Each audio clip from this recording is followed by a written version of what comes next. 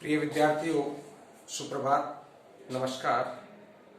आज हम कक्षा 11 में हिंदी अनिवार्य के अंतर्गत पाठ्यक्रम में संकलित पाठ स्पीति में बारिश, जिसके लेखक कृष्णनाथ हैं, आप पढ़ने जा रहे हैं।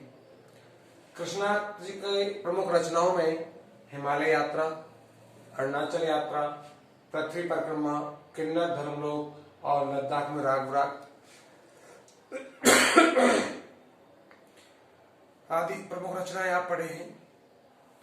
इस पाठ में कृष्णनाथ ने स्पीति में बारिश इस यात्रा वृत्तांत के माध्यम से, स्पीति हिमाचल मध्य में स्थित है। ये हिमाचल के मध्य में स्पीति जो जगह है, यह स्थान अपनी भौगोलिक और प्राकृतिक विशेषताओं के कारण भी अन्य पर्वतीय स्थलों से भिन्न माना गया है। लेखक ने इस पाठ में स्पीति की जनसंख्या, वहां के ऋतु, फसल, जलवायु और वहां के भूगोल का वर्णन यहाँ पर किया है। हम ये सारी चीजें स्पीति के अंदर एक दूसरे से परस्पर जुड़ी हुई हैं। बहुत से स्पीति में ऐसे दुर्गम क्षेत्र जहां लोग बहुत कठिनाई के बाद भी जीवन भर वहां पर रहते हैं, करते हैं, उन सबका वर्णन करने का प्रयास किया है।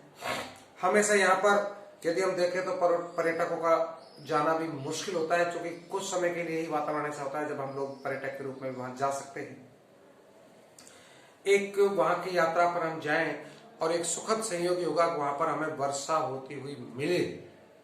स्पीति में बारिश, इसीलिए इस पाठ का नाम शीर्षक रखा गया है, क्योंकि लेखक कृष्णनाथ जब जाता है तो वहां पर उनके यात्रा के दौरान बरसात होती है, इसलिए वो बेहद प्रसन्नचित होते हैं और अपनी यात्रा वृत्तांत के रूप में इस पाठ का शीर्षक रखते हुए अपनी यात्रा का वर्णन हमें बताते हैं। चलो हम पाठ पढ़ते हैं। स्पीति में बारिश। कि स्पीति हिमाचल प्रदेश के लाहौल स्पीति जिले की तहसील है।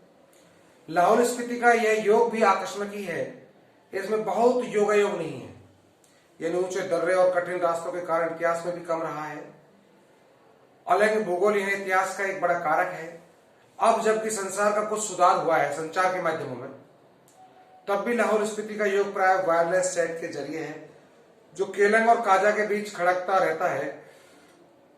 फिर भी केलंग के बादशाह को भय लगा रहता है कि कहीं काजा का सूबेदार उसके आगे अवज्ञा तो नहीं कर रहा है, कहीं बगावत तो नहीं करने वाला है। लेकिन सिवाय वायरलेस सेट पर संदेश भेजने के बाद कर भी क्या सकता है। वसंत में भी 170 मील आना जाना कठिन है, शीत में प्राय वहां असंभव है, ऐसा माना जाता है। प्राचीन काल में शायद स्पीति भारतीय साम्राज्यों का नाम अंग रही है। जब ये साम्राज्य टूटे तो यह स्वतंत्र रही है। फिर मध्य युग में प्राय लद्दाख मंडल और कभी कश्मीर मंडल, कभी बुसर मंडल, कभी कुल्लू मंडल, कभी ब्रिटिश भारत के तहत रही है। तब भी प्राय स्वायत्त रही है। इसकी स्वायत्तता भूगोल से सिरजी है। भूगोल ही इसकी रक्षा करता है, भूगोल इसका संहार करता है।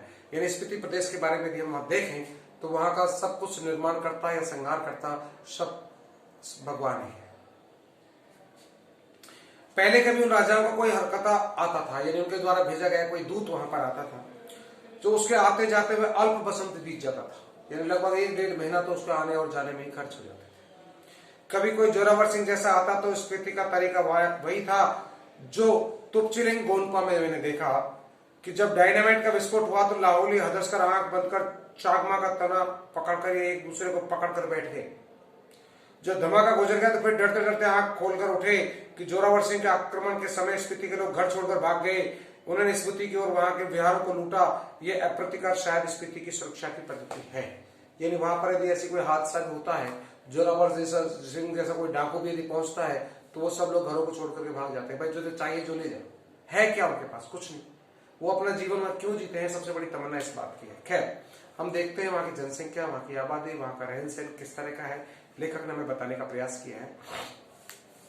तो हम देखते हैं कि लाहौल की जनसंख्या, स्पीति की जनसंख्या लाहौल से भी कम है।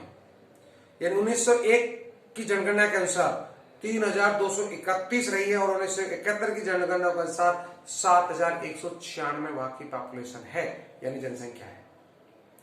इसका क्षेत्रफल मुझे 1971 की जनगणना लाहौल के साथ छोड़कर मिलाया, जो 12,015 वर्ग किलोमीटर है, और स्पीति का अलग क्षेत्रफल इसमें नहीं दिया गया है। इंपीरियल गजेटियर यानी ऑक्सफोर्ड 1908 खंड 23 के अनुसार यह क्षेत्रफल 2155 वर्ग मील है। इस तरह स्पीति की जनसंख्या प्रति वर्ग मील 4 से भी कम है। अब आप देखिए 1 वर्ग मील में 4 लोगों का ही जनसंख्या घनत्व हमें मिलता है। यह 1901 में यह वर्ग प्रति वर्ग मील 2 से भी कम थी। 1901 से 1970 यानी 70 साल के डिफरेंस में हम देखें, अंतराल में देखें तो वो 2 से भी कम थी और 70 साल बाद वो 4 हुई, बस इतने से जनसंख्या वहां की वृद्धि हुई है। लाहौल स्पीति का प्रशासन ब्रिटिश राज से भारत को जस का तस मिला। अंग्रेजों को ये 1846 ईस्वी में कश्मीर के राजा गुलाब सिंह के जरिए मिला। अंग्रेज इनके जरिए पश्चिमी तिब्बत के ऊन वाले क्षेत्र में प्रवेश चाहते थे। तिब्बत में अंग्रेजी साम्राज्य के दूरगामी हित भी इसमें छिपे हुए थे। जो भी हो, यानी 1846 में कुल्लू, लाहौल स्पीति ब्रिटिश अधीनता में आ गए थे अंग्रेजों के।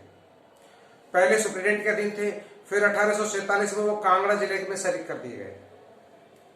लद्दाख मंडल के दिनों में भी स्पीति का शासन एक नैनो द्वारा चलाया जाता था, यानी नैनो वहां पर एक स्थानीय शासक हुआ करता था, वही वहां के इस कार्यक्रम को चलाता था। ब्रिटिश भारत में भी कुल्लू के असिस्टेंट कमिश्नर के समर्थन में यह नैनो कार्य करता रहा। इसका अधिकार क्षेत्र केवल द्वितीय दर्जे के मजिस्ट्रेट के बराबर था, लेकिन स्पीति के लोग इसे अपना राजा ही मानते थे। राजा नहीं है तो दमयंती जी को वो रानी मानते थे, ऐसा उनका मानना था वहां पे। 1873 में स्पीति रेगुलेशन पास हुआ और जिसके तहत लाहौल और स्पीति को विशेष दर्जा दिया गया। तो ब्रिटिश भारत के अन्य कानून यहां नहीं लागू होते थे। रेगुलेशन के अधीन प्रशासन के अधिकार नैनो को दिए गए, जिसमें मालगुजारी इकट्ठा करना और छोटे छोटे फौजदारी के मुकदमों का फैसला करना भी शामिल था। इसके ऊपर के एक मामले में कमिश्नर के पास भेज जाता था। उन दिनों लाहौल स्पीति का वृत्तांत कांगड़ा जिले के अंतर्गत कुल्लू तहसील में मिलता है। स्वराज के बाद 1960 में लाहौल स्पीति पंजाब राज्य के अंतर्गत एक अलग जिला बना दिया गया, जिसका केंद्र केलंग में है। 1966 में जब हिमाचल प्रदेश बना तो लाहौल स्पीति इसकी उत्तरी छोर का जिला हो गया। यह देश का सबसे अधिक दुर्गम क्षेत्र माना जाता है। स्पीति 31.42 और 32.59 अक्षांश उत्तर और 77.26 और 78.42 यानी 42 पूर्व देशांतर के बीच स्थित है। यह चारों ओर से ऊंचे ऊंचे पहाड़ों का कैदी है। इन पहाड़ों की औसत ऊंचाई 18,000 फीट है। यह पहाड़ उस पूर्व से तिब्बत, पश्चिम में लाहौल, दक्षिण में किन्नौर और उत्तर में लद्दाख से अलग करते हैं, यानी इसकी चौकोरों सीमा में ये क्षेत्र बसा हुआ है। इसकी प्रमुख घाटी इसी नाम की स्पीति नदी की भी घाटी वहां पर मौजूद है, जिसे स्पीति नदी के नाम से जानते हैं। स्पीति पश्चिम हिमालय में लगभग 16,000 फीट की ऊंचाई से निकलकर पूर्व में तिब्बत में बहती है, वहां से स्पीति में आती है और स्पीति से बहकर पुराने रामपुर, बुसहर सहज में और अब किन्नौर जिले में बहती हुई सतलुज नदी में मिल जाती है। मेरी स्पीति नदी से बहुत प्रीति है, यानी प्रेम है। स्पीति में मैं सिर्फ इसी नदी को पहचानता हूं, यानी लेखक कृष्णनाथ ये कहता है कि मेरा स्पीति नदी से बहुत लगाव रहा है। सुनता हूं कि कोई पारा नदी भी है, फिर घाटी है, तो स्पीति के अलावा पिंड की घाटी प्रसिद्ध है। मान भाई से उसका किस्सा सुना है, अत्यंत बीहड़ और वीरान है। इसमें भी शायद स्पीति की घाटी ही आबाद है। वहां पर जैसी वे आबाद है वे आप देख रहे हैं। प्रति वर्ग मील 4 से भी कम लोग यहाँ पर बसते हैं, यानी आबाद तो हम क्या कह ही सकते हैं, लेकिन आबाद में कोई आबाद नहीं है। जब 1 वर्ग किलोमीटर में मात्र 4 व्यक्ति रहते हो तो आप समझ सकते हैं वहां की आबाद होना कैसा होगा, किस तरह वो अपना जीवन जीते होंगे। बड़े ताज्जुब की बात है। अचरज ये नहीं कि इतने कम लोग क्यों वहां हैं। वास्तव में सोचने का प्रश्न हमारे यहाँ आता है कि इतने लोग कम वहां पर क्यों है। ये आश्चर्य की बात है, लेकिन ये आश्चर्य की बात नहीं है। जो इतने भी हैं वो क्यों रह रहे हैं, आश्चर्य की बात तो ये है। अचरज ये है कि इतने लोग भी कैसे बसे हुए हैं। मैंने जब भी स्पीति की विपत्ति बताई है तो लोगों ने यही पूछा कि आखिर तब लोग वहां रहते क्यों हैं। 8-9 महीने से इस दुनिया से कटे हुए हैं, ठंड में ठिठुर रहे हैं, सिर्फ एक फसल उगाते हैं, लकड़ी भी नहीं है कि घर गर्म कर सके, वृत्ति नहीं है, यानी कोई व्यापार नहीं है, कोई धंधा नहीं है, फिर क्यों रहते हैं। क्यों अपना धर्म की रक्षा के लिए मरते रहते हैं, अपने जन्मभूमि के ममत्व के कारण रहते हैं, या इस मजबूरी में रहते हैं कि कहीं और जा नहीं सकते, कहां जाएं, या फिर और बातों के साथ साथ ये सब कारण है। मैं नहीं जानता, मैं तो इतना ही देखता हूं कि यहाँ रह रहे हैं, इसलिए रह रहे कि कोई तर्क नहीं है। तर्क से हम किसी चीज को भले ही सिद्ध कर सके, स्थिति में रहने को सिद्ध नहीं कर सकते, लेकिन तर्क है इतना मोह क्यों ज्यादा करके संसार निर्माण अतर्क है और तर्क से वो परे है। तो लेखक यही कहना चाहता है कि हम यदि वहां पर रह भी रहे तो वो क्यों रह रहे हैं, इसके बारे में तर्क वितर्क करना कोई सामान्य बात नहीं है और तर्क करना भी नहीं चाहिए। चलो आज के इस वीडियो में हम इतना ही देखते हैं। इस पाठ का शेष भाग हम दूसरे वीडियो में देखेंगे। तब तक के लिए आपको धन्यवाद।